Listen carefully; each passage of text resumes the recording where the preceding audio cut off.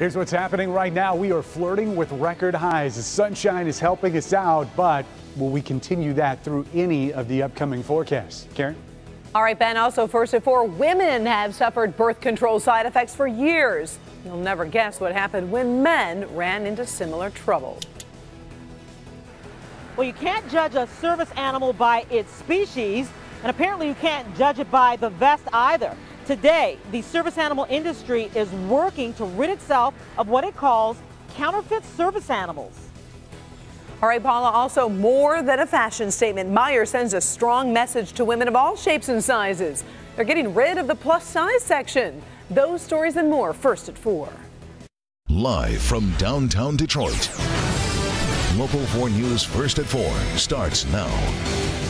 Good afternoon. We begin in southwest Detroit, where a young woman's body was found near some railroad tracks. She was found along John Kronk Street this morning. Witnesses said a van was spotted in the area around 5 a.m., although it's unclear if the driver knew about the body. Police are still working to identify the victim and are investigating whether she may be linked to any missing persons cases.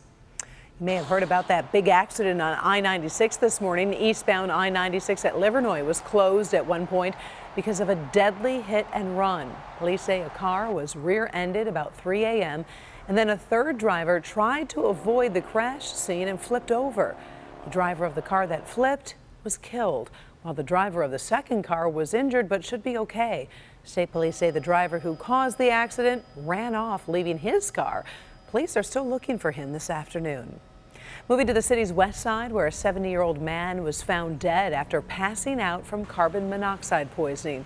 Investigators say he lived alone and was using his stove to heat his home. His family says he called 911 just before passing out, but when police arrived, it was too late. Police are reminding everyone to not heat their homes with their stoves in order to avoid a similar tragedy. Detroit leaders are very happy with the results of the Angels Night volunteer program this year. 59 fires were reported last night in the city, up just 7 from last year, but far fewer than the 100 fires the city was averaging a few years ago. Also, only 9 citations were given out, with 7 of those going to minors. In total, more than 6,000 volunteers helped make Angels Night a success. Time now for our first look at the forecast. All right, Ben, it was gorgeous for trick-or-treating, and then you give us this gift. Look at this, Karen. I mean, windows open, heaters off, as we are now within 3 degrees of a record high temperature at Metro. 78 current temperature. The winds have picked up a little bit.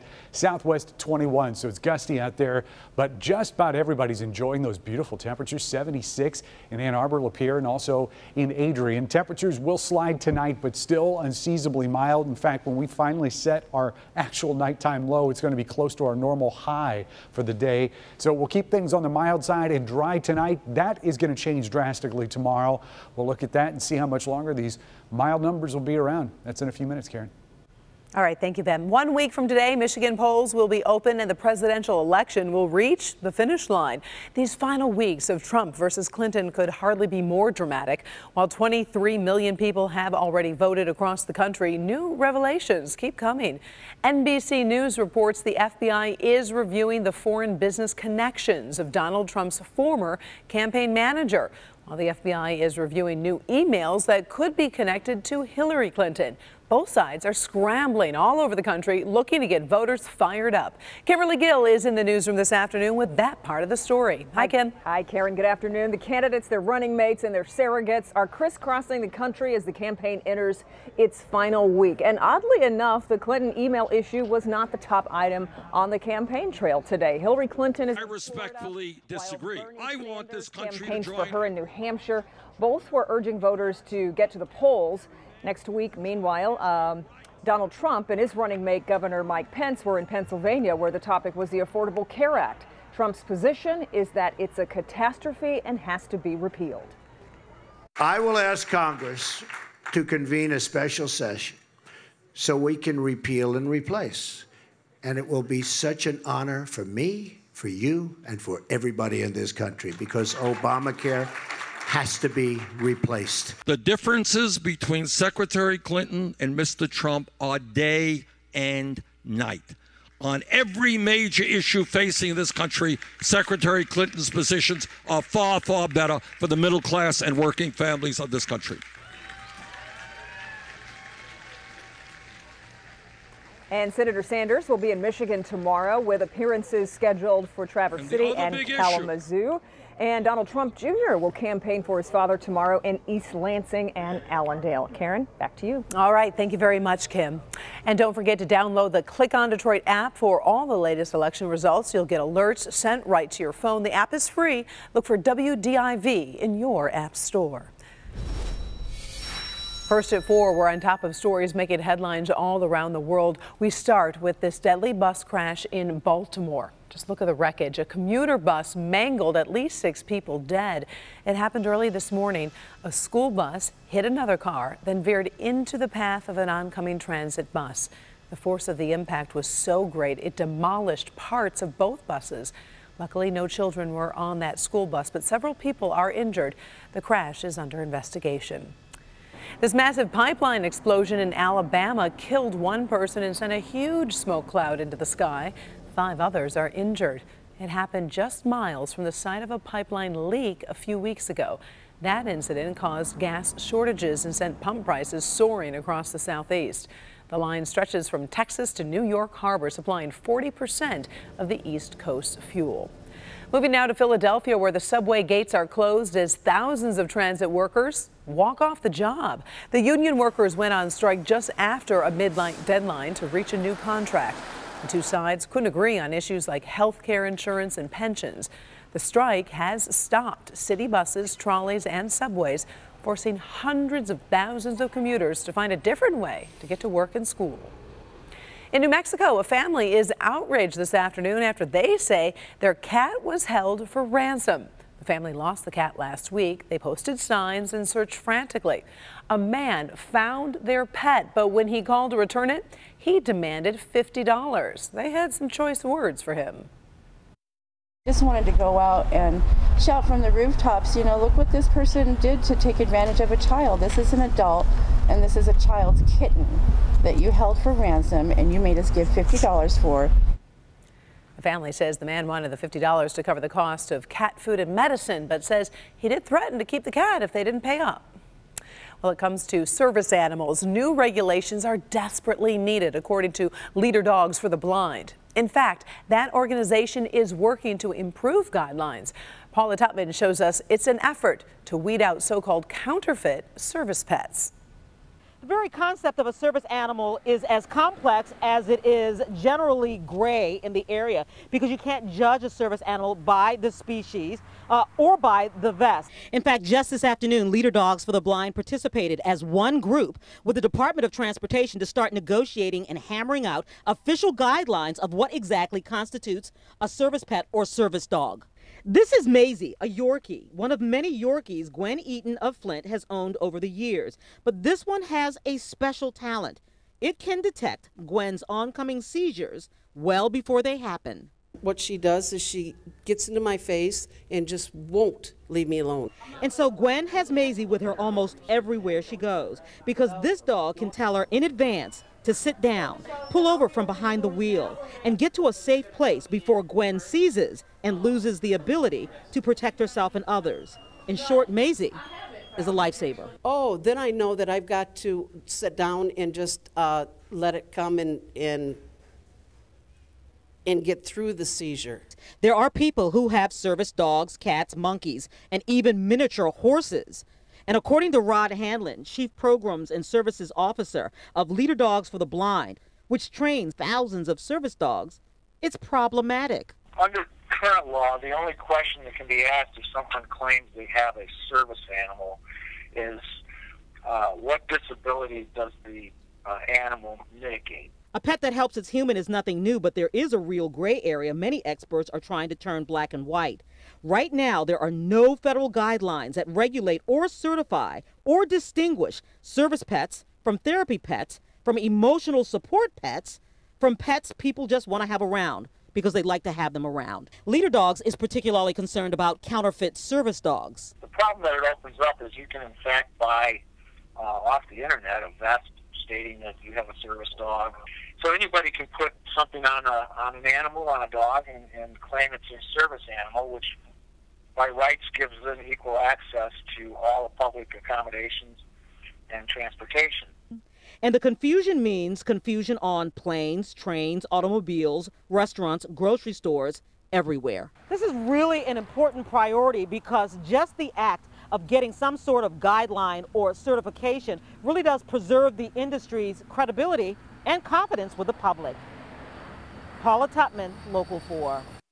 Ahead first at 4, a rescue in the rubble. Firefighters have to dig quickly and carefully to save a life. Also ahead, no more size segregation. Meijer is changing the way women shop inside its store. Hi, Doc. Hey, Karen, you know, in good health, bedtime changes. The mistakes that some parents could be making that will make it harder for your kids to get a good night's sleep. But first, a story about mailed birth control that could frustrate many women. That's all next. Granny, coming up all new on Local 4 News at 5 and 6. It started with the referee's bad decision that has led to this afternoon's do-over. In just a few minutes, one of these two teams will win a spot in the state tournament Final Four. I'll have that for you coming up at 6. Okay, good health. Surprising information about male birth control. Dr. Frank McGeorge is here, and I have to say, it kind of seems like a double standard with this story. Maybe a little bit. You know, this actually, the results may frustrate a lot of women who have used birth control and put up with unwanted side effects for many years. Basically, a male birth control shot does exist, and researchers found it's nearly 96% effective at preventing pregnancy. However, the study, focusing on the treatment, ended early after men involved reported negative side effects. The side effects included mood swings, altered libido, and acne. In other words, the men experienced some of the side effects that many women have when they take birth control. Now, one of the researchers, who happens to be male, said more research is needed to balance the treatment's effect with its safety. I like those words, with safety. Yes. Acne and libido. Libido, right. Yeah. Although, interestingly, it was increased libido because they were using testosterone. I will throw that out there. Interesting. All right, another story you're working on, which I paid particular attention to. Yeah. Kids and those electronic devices before bed, because a lot of parents use them in the evening. Well, and we've been trying to explain to parents, you know, things like tablets, laptops, cell phones, that kind of thing really need to be turned off at bedtime. Essentially, this new study published today in JAMA Pediatrics found using those devices at night is associated with losing sleep. Researchers looked at more than 125,000 children worldwide, and they found, quote, a strong and consistent connection between using devices near bedtime and poor sleep. Now, even children who don't use the devices in their bedroom showed similar patterns. It's basically the light from these devices that might delay the release of melatonin, which is the hormone that contributes to tiredness. And so it's not just about turning down the screen, it's just turning it off at least 30 minutes before bedtime. And does that mean the same with the physical TV? What if it's farther away well, and the probably. light's not as strong, right? Actually, probably, actually. Television is going to be the same thing. It's going to be that same kind of blue light that's going to disrupt your melatonin release. Right. Good advice. Not that I ever depend on the iPad. Thanks, Doug. All right, we do have some amazing video from Italy into our newsroom. Firefighters have been sorting through the wreckage caused by recent earthquakes. And look closely, right there on your screen, what they found.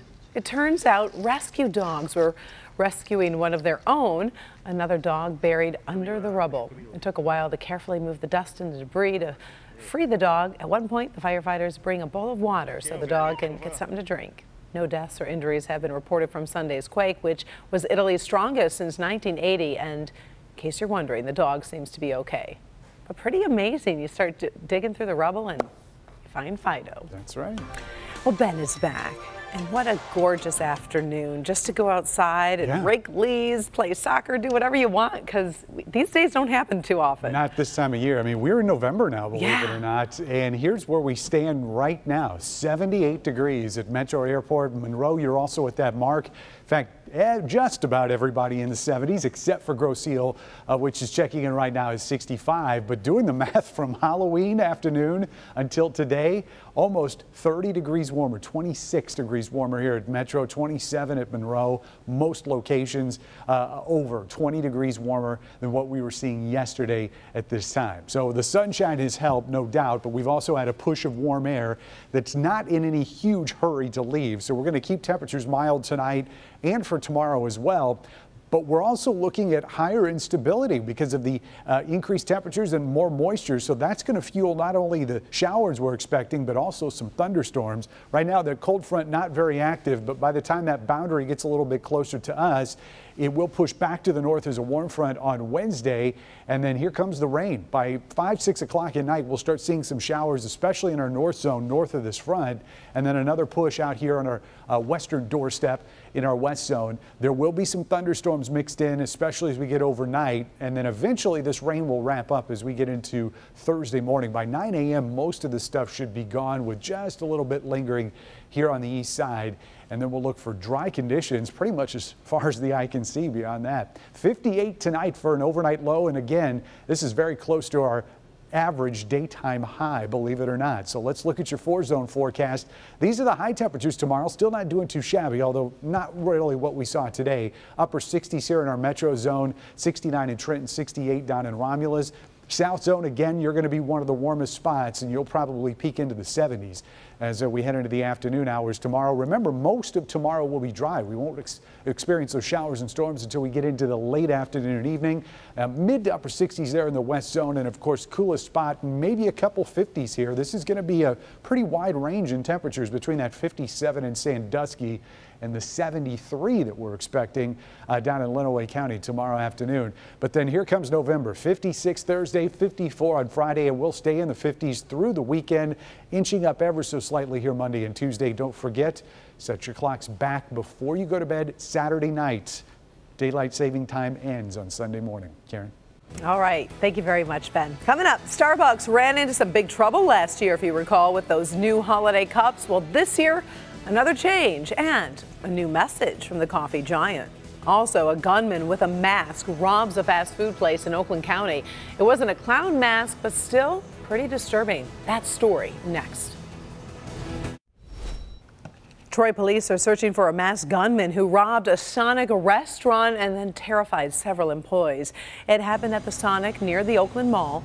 Police say the gunman entered the store wearing a pig mask, fired one shot into the ceiling. Police aren't commenting on what was stolen, but luckily no one was hurt. Now, this story is trending today. Meijer getting rid of the plus-size department in all 230 stores across the Midwest. The Michigan-based retailer says it's part of an investment in apparel, but the decision also fits in with a move to stop so-called body shaming. So now all the sizes will be together in one section of the store, leading to more acceptance for women of all shapes. All Meijer stores should be updated by next year. Starbucks in the news again this afternoon. You won't be seeing those classic red cups, at least for now, for the holidays. Take a look. This year, the cups are green and feature a mosaic connecting more than 100 people. Starbucks says the cups were created to be a symbol of unity. Coffee companies stirred up controversy last year when they removed all symbols of the season from their holiday cups. No word yet if Starbucks will bring back those red cups for Christmas. There will still be people complaining because that's what people do. You know that's exactly what's going to happen. Yeah. It was a little creative picture, though. Yeah. Okay, trending again. The big question, will the curse continue for the Chicago Cubs tonight? They finally made it, of course, to the World Series. But the Cleveland Indians, they've been pretty tough. The Indians have their own unlucky streak to break, hoping to win their first World Series since 1948. The Indians lead Chicago 3-2. They can clinch tonight. History is in the making either way. Of course, I'm sure Bernie will tell you all about it a little bit later. Still ahead, take a look at this heart-stopping video of a small child literally playing in rush hour traffic. The heartwarming rescue coming up next. I think just it's so hidden. But now many families are coming forward. I really think I had guided my children. Their stories about suicide and the signs they missed. Exposed, raw and real, tonight at 11. The Mike Marslaw. Well, finally, first at 4, any parent is going to watch this next video and get really nervous. Yep, the video is from China. It shows a little boy riding his toy car into the middle of rush hour traffic. Look at this. At one point, he slides right between a car and a small bus. He just doesn't even seem to know the danger now. Oh, that bus doesn't slow down. A police officer saw what was happening. He got into that busy road and picked up the little boy, bringing him to safety. Oh, I'm glad he's okay. Good ending. Thank you for joining us for First at 4. We are back in a half hour for Local 4 News at 5. Inside Edition is next.